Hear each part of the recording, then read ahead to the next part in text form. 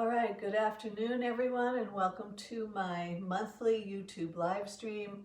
I'm here with you today in lovely Hilton Head, South Carolina. We spent a week at the beach with family, and I'm taking some time out to be here with you on this live stream. So today's topic is about breath. And breath, as time has gone on, we all know breath is important. When you stop breathing, you're dead. So we all know it's important, but we don't really use our breath to our fullest advantage. And so my goal today is just to sort of introduce you to some of the possible ways to use your breath that could help you on a day-to-day basis and change the way you respond in the world and the way you breathe, allowing you the option of being more centered as you go through your day. So I spent a little time actually this week studying again online with Patrick McCowan, and he wrote the book called The Oxygen Advantage. And something we want to understand is about functional breath. And in the trailer to this live stream, I introduced the functional breath with the idea of the jellyfish, where the diaphragm would expand in a circular fashion, and you would exhale all the way down to the perineum, to the pelvic floor. And in that way, you'd be using the appropriate muscles of respiration. So the idea with breathing is to not use your chest, is to breathe functionally with your belly. And so the throat and the chest should stay calm and passive, even when you're deep breathing, in the sense of exercising or jogging or cycling, that sort of thing. So let's talk a little bit about the nose. So it turns out that breathing through our noses is the most important thing we can do for our good health. The nose has 30 different functions in the body, according to Patrick McCowan. I don't have his list in front of me, but you just have to take that with my word for that. And two really important functions of nose breathing is that it increases nitrous oxide.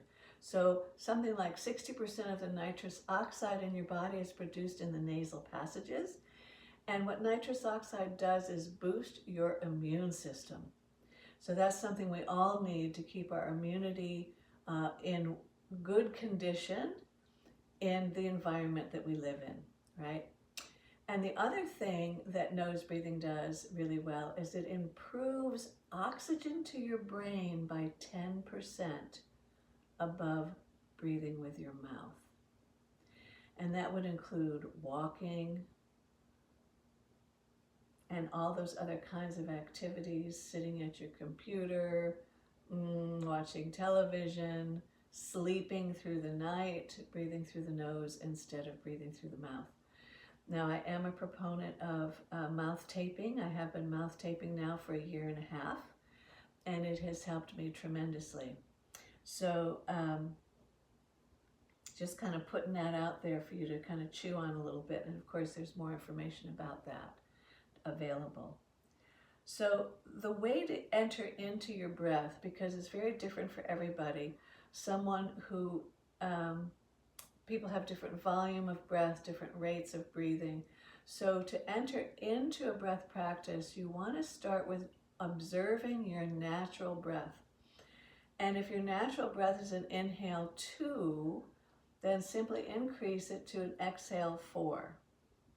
So you can inhale 2, but exhale 4. And again, if you have an inhale that's a 3 or a 4, then you want to be exhaling 6, 7, and possibly an 8.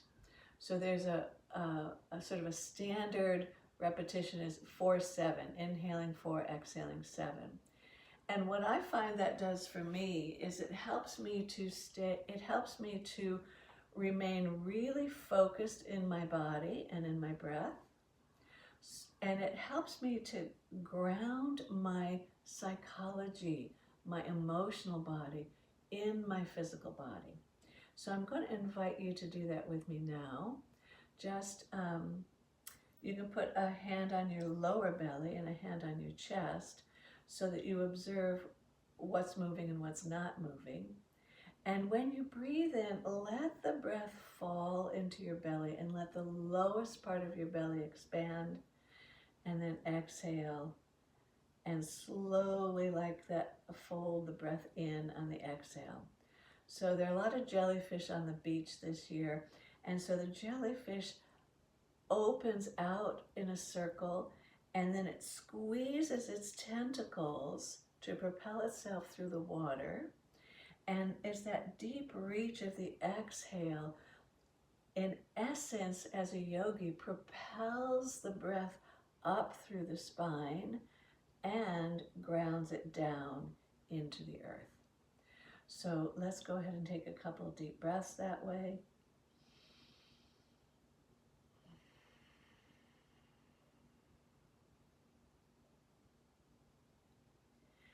And so make the count whatever works for you.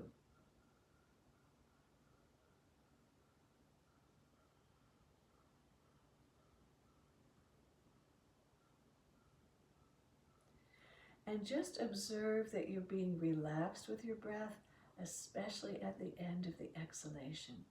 Just bring yourself into your body and settle. Settle in this place, in this moment, in this now. Just be there.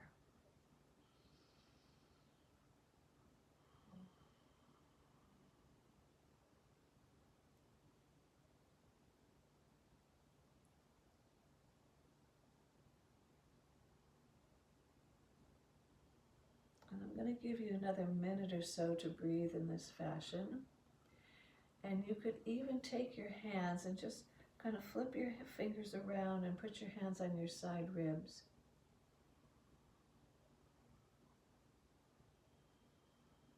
So not only noticing that the chest is staying quiet, but then with the breath expanding sideways,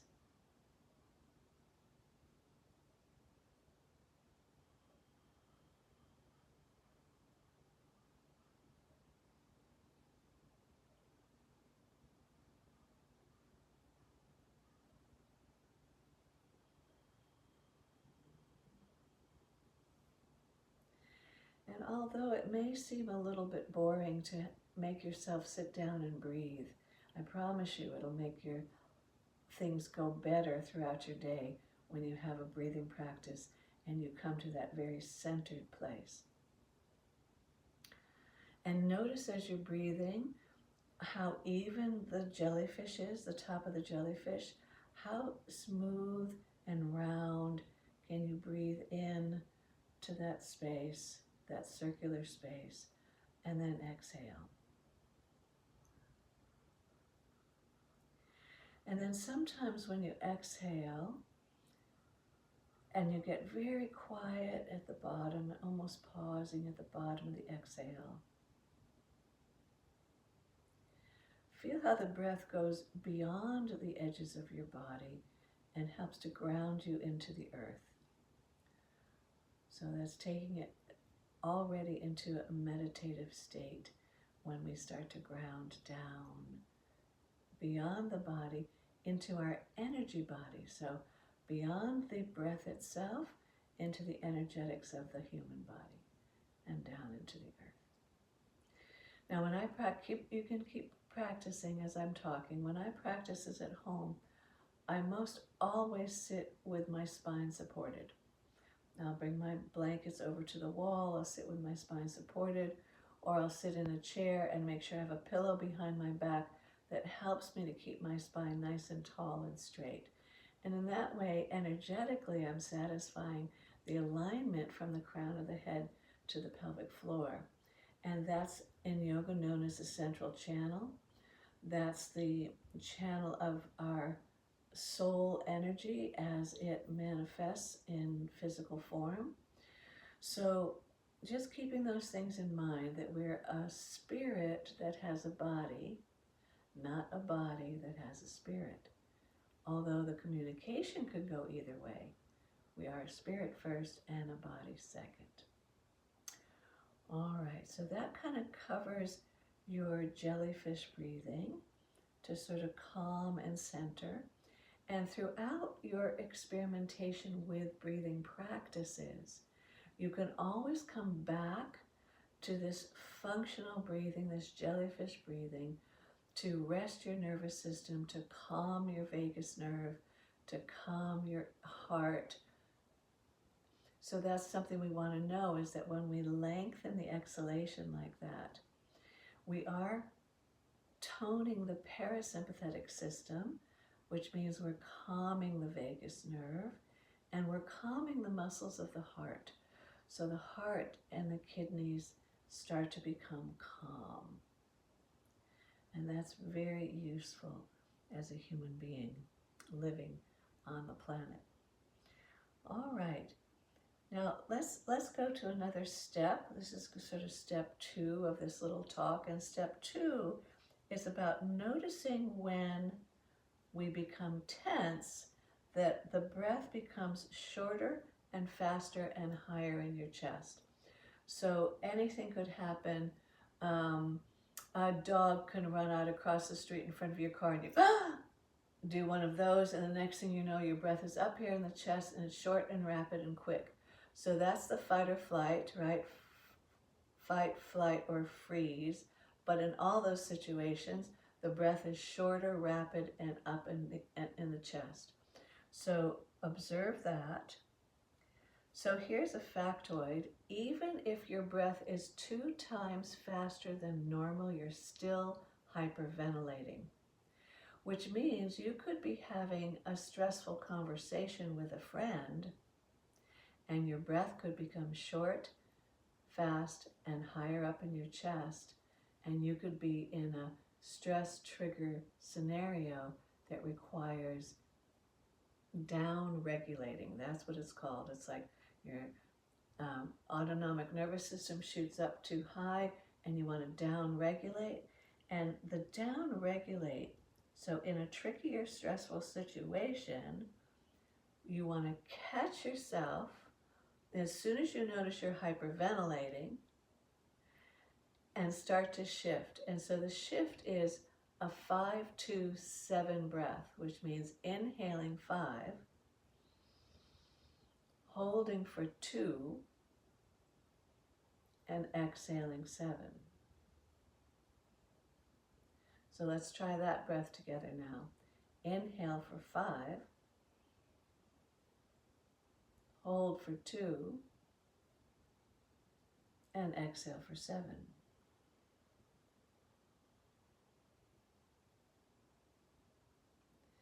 And Patrick McCowan gave the example of a surgeon that uses that breath when he's in a tricky situation in surgery and has to remain absolutely clear-headed and fully present. So the inhalation is the dorsal vagus nerve. The pause is the stability between the inhale, the exhale, and the neurological response. And then the exhale is the grounding and the toning of the parasympathetic aspect. Sorry, the abdominal aspect of the vagus nerve. So the vagus nerve is the parasympathetic nerve, so I don't want to leave any confusion. There's a dorsal aspect and there's an abdominal or digestive aspect. So the dorsal aspect is behind the heart. So inhale 5, you feel that expansion, and then hold 2, and exhale 7, with the idea of becoming calm and alert. So my experience of doing 4-7 is that it's very calming for me when I really need to get my heart rate down, need to get it down, need to down regulate, need to get centered, emotionally down regulate. That's a 4-7. But when I do a 5-2-7, I do notice that I'm much more alert and really present. So those are 2 breaths you can play with that will change your state of mind in different situations. So I hope you will play with them. They're really fun. So a stressful situation, try the 5-2-7 and see if it brings you back onto subject, meaning when we're in a stressful situation, some part of us is splatted outward. We've either splatted out or we've recoiled back. We've tensed something inside of our bodies. And when we can catch ourselves going into that stressful moment and breathe 5, 2, 7, we have that chance of coming back into our center while we're walking down the street, while we're talking on the phone, anywhere. We don't have to be closing our eyes. We don't have to be sitting and doing anything special. We can just be living our lives and come back into our center where our true unknowing, where our true knowing is, where our true self-love is, where our truth kindness is, right? We can come back into that center place. Okay, so namaste on that one. And I'm going to go on to another one. And that is a stepped inhale. So this is one that's really useful for people who have trouble with sleep. So if you're having sleeping troubles. Now, once you've got yourself up to a 4 or 5 inhale with your diaphragm, and you may need to work up to that, but once you get yourself up to that, you want to inhale, and as you start to fill, pause before you get all the way full, and then sip the breath in. So it's a little bit like this. I'm going to exhale first.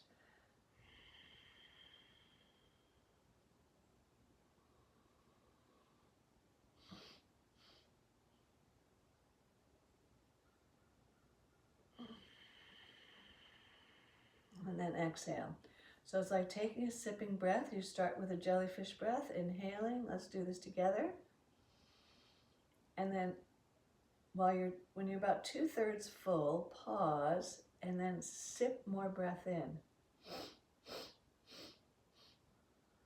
And pause and let your solar plexus get nice and big, expanded.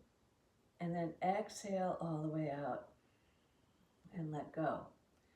Now, the trick with this breath, if you're really doing a full breath, you don't want to shift to just chest breathing because that's going to be stressful and you're going to feel the tension in your throat.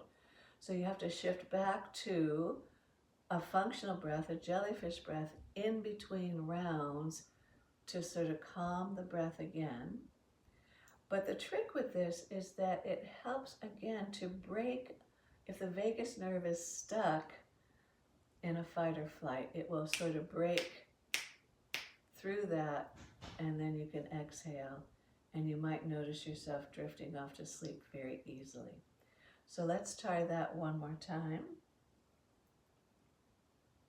So functional breath in, exhale 7, begin the inhale, relaxing the belly completely, drop into the belly. Sip the breath in, hold it, expand the diaphragm, expand the solar plexus.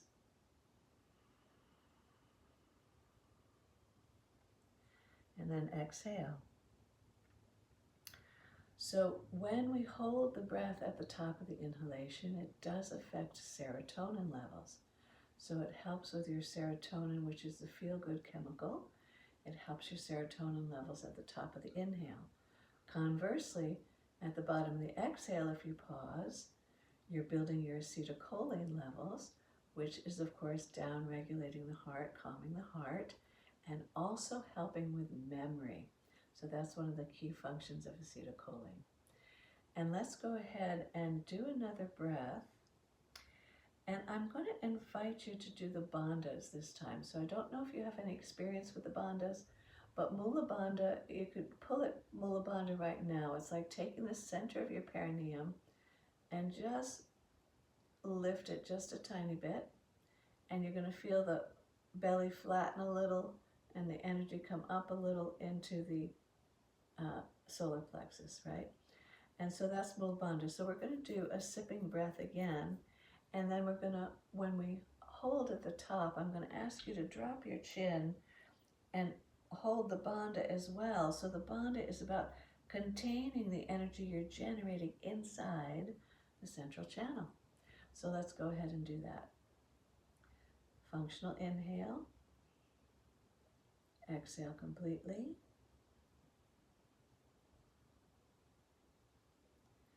And then step your inhalation.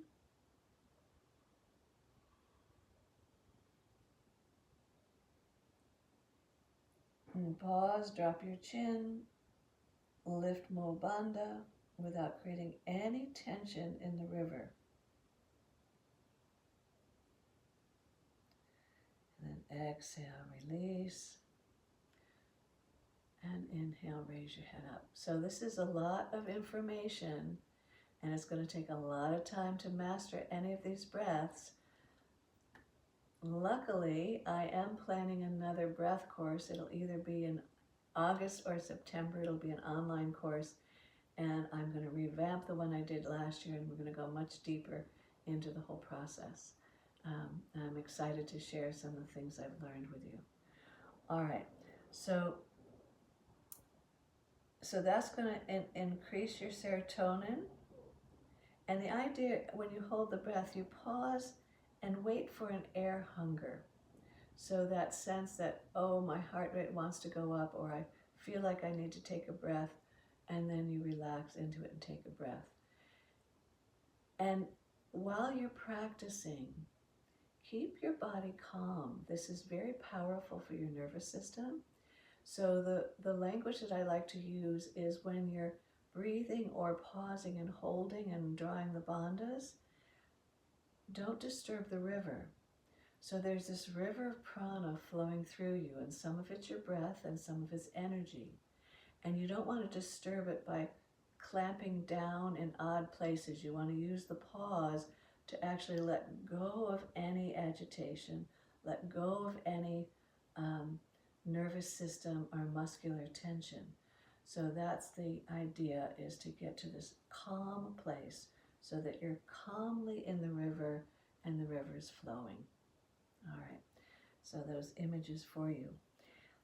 Very last breath, I'm going to throw in a number 4, and that's Brahmari or bumblebee breath, and that's the humming breath. And it can be done many different ways. Again, humming in the head increases nitrous oxide by a large amount. I don't have that exact percentage for you right now, but it does stimulate pituitary function. And when you add to that the bandhas at the bottom of the exhale, and add the bandhas and wait, what you're doing is you're helping to balance your serotonin, your melatonin for sleep, and your tryptophan. So it's helping the neurotransmitters to cross the blood-brain barrier so they can have their full effect on your whole organism. Yeah, so let's go ahead and try Brahmari. Now you can do it with your eyes open, and you could just hum.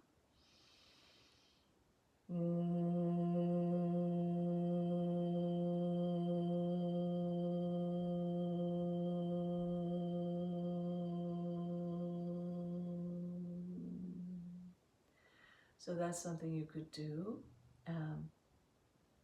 Humming or singing and humming is a lovely way to stimulate the sinuses and all that good brain chemistry, yeah?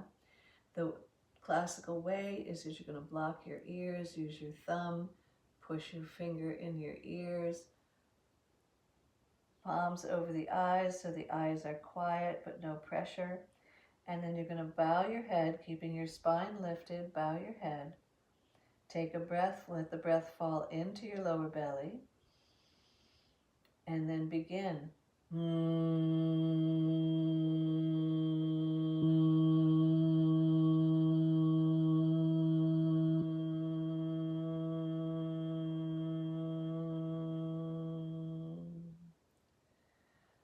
at the end, pause. Take a breath in. Hold your breath. Drop your chin. Lift Mula Bandha.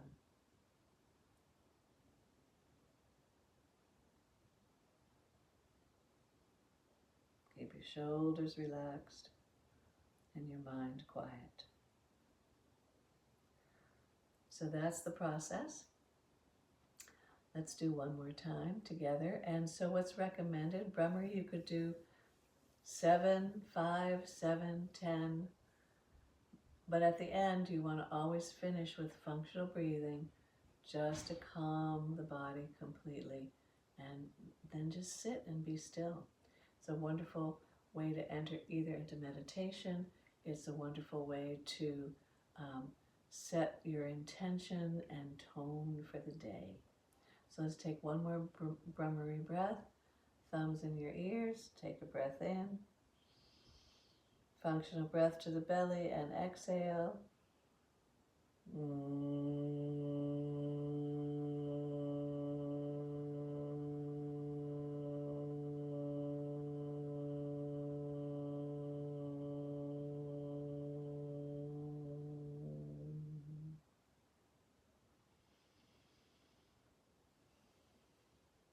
And then take a breath in.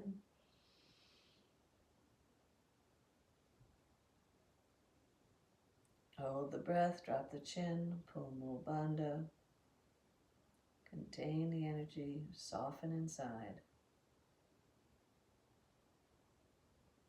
And let your awareness come back to the center of the brain, where the pituitary is seated in what's known as the cave of Brahman.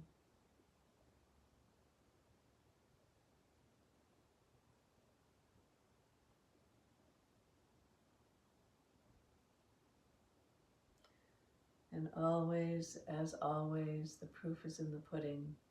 Observe your own self in your practice, and observe what the wisdom of your spirit in your body is teaching you each and every day. Thank you for joining me for this live stream. I hope you will watch this again and do some practices, and I look forward to sharing more with you in the future. And I will put in the show notes, I will put the link to a 30-minute presentation by Patrick McCowan that is well worth the watch. All right, namaste. Thank you.